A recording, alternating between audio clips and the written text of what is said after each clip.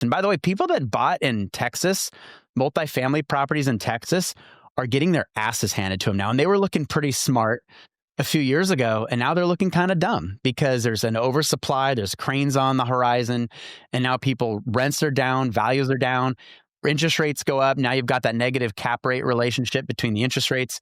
So I like steady Eddie markets for cash. I like boring shit. I like to buy assets that I don't like to talk about at a cocktail party.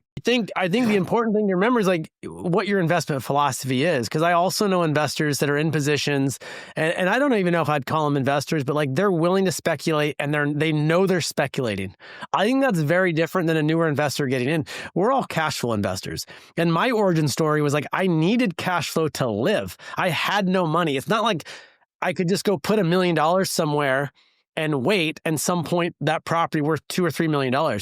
Now there are people in that position. They're salary earners. They have a bunch of capital. They have a bunch of money.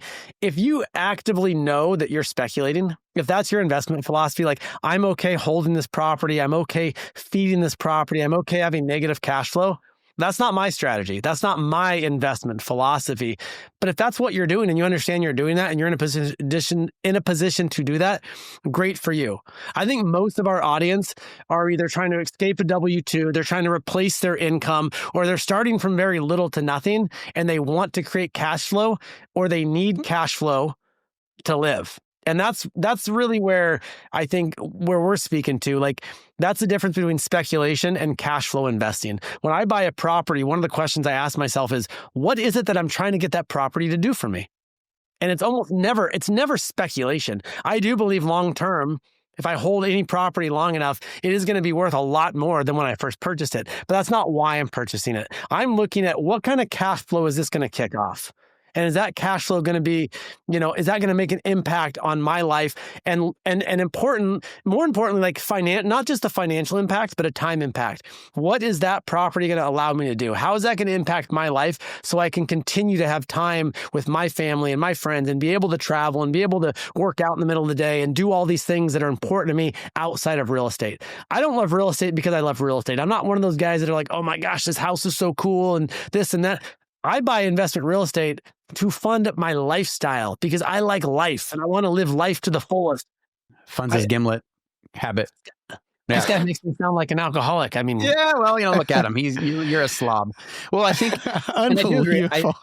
I think price to rent ratios are important, though. I'll say it's hard to find a property that cash flows based on the fundamentals we teach in the 0-100 tribe.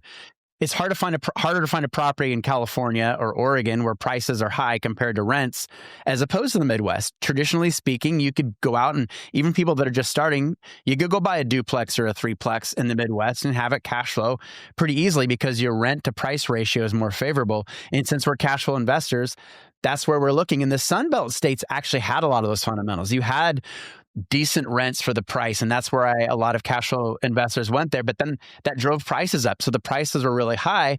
So your price to rent ratio was skewed. Whereas boring places like the Midwest, sorry for those of you that live in the Midwest, those are great markets for cash flow because you're buying at a lower value and rents are still pretty strong, which then exponentially increases your chance to hit those cash on cash metrics or those cash on cash returns that you want. So there are different cash flow fundamentals based on the price that you're paying in different parts of the market. Well, the other thing too is like you look at these different markets and they all are on different waves, right? Like the wave of Austin, Texas is a bigger trough and it's a bigger high and a bigger low than say Wisconsin, a city, Madison, Wisconsin or whatever. And so you're riding the price fluctuations in a much bigger way in a speculative market than you are in a steady state market. Now, what's interesting though, is in commercial real estate, in a steady state market, the population needs to do absolutely nothing for us to make a lot of money on cash flow and forced appreciation because we're making the asset better. We bought a property in a small Washington town.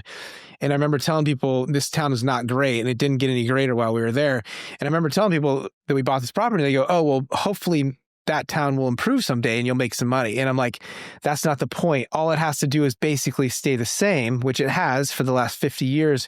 And we'll do really well because we can improve the properties financial fundamentals right, make it a better place to live, make it better for the tenants, make it better in the eyes of the public and other investors, and we can go sell it or refinance for more. And we actually did end up selling it. It was in Washington, and we did make money on that. And the population didn't change. The area didn't get better. The crime stats didn't get better.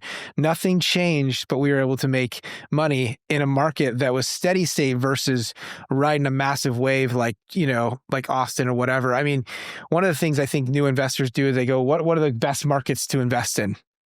And it turns up, the top hottest markets in the country. Well, you could probably easily predict in the next couple of years, that's where the bust is going to be, because everyone's rushing to these places, driving up prices, and then the cranes go in the air and they start building, and then all of a sudden we have an oversupply. And I think those are the markets we're looking at, versus there's not a lot of cranes in Detroit, right? So sorry, Gabe, go ahead.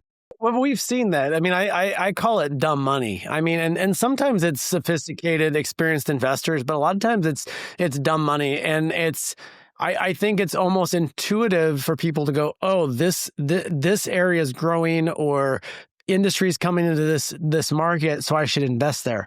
But if you don't understand how to invest in real estate, like, that's the education piece. Like, if you don't understand how real estate works, if you don't understand, like, it's amazing how many people don't understand or even understand what cash flow is. Like literally, it's the money that you get to put in your pocket every month from that property. And a lot of times it's basic math. What do I pay for this property?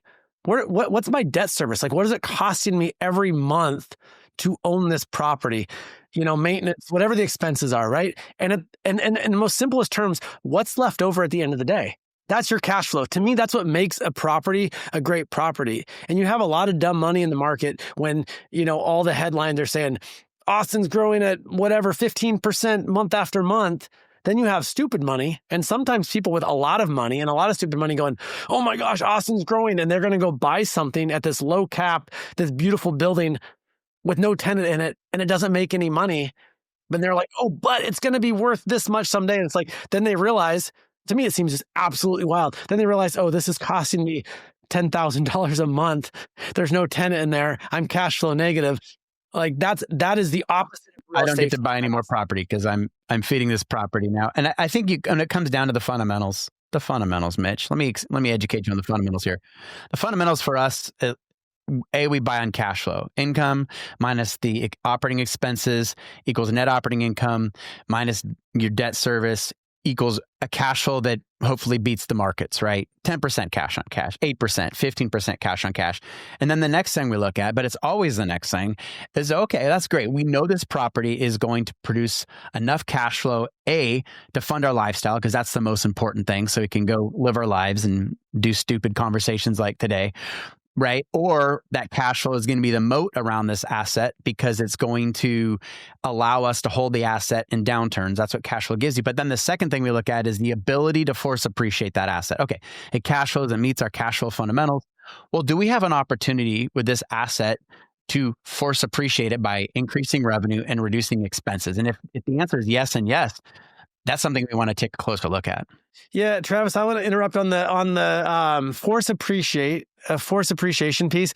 I want people not to mistake that as like there's force appreciation and then there's like hope appreciation, right? And I want people to really understand the difference. Force appreciation, like, I don't think I've ever purchased a property that didn't have some kind of upside. I'm just not relying on that upside, relying solely on that upside. There's many properties where I'm like, I know this is under rented. I know the expenses are high. I know there's things I can do to force appreciate it.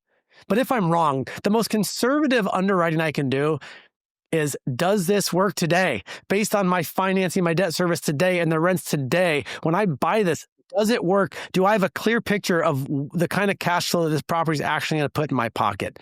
Now, almost every time I've been able to realize that upside, I've been able to realize and force appreciate a property. I'm just not banking on that. You never know. Like COVID times, there was eviction memorandums. There was, all these things that could impact a property. Imagine if you purchase property relying on rents to go up forever, and they didn't, right? And so I think it's, yes, you can force appreciate a property, but don't buy properties based on rents having to go up forever, prices going up forever. Even though I do, big picture, I do think rents and prices and values will go up forever over a long period of time. I've watched too many people buy on slim margins where their only upside is if price or rents go up when they buy it.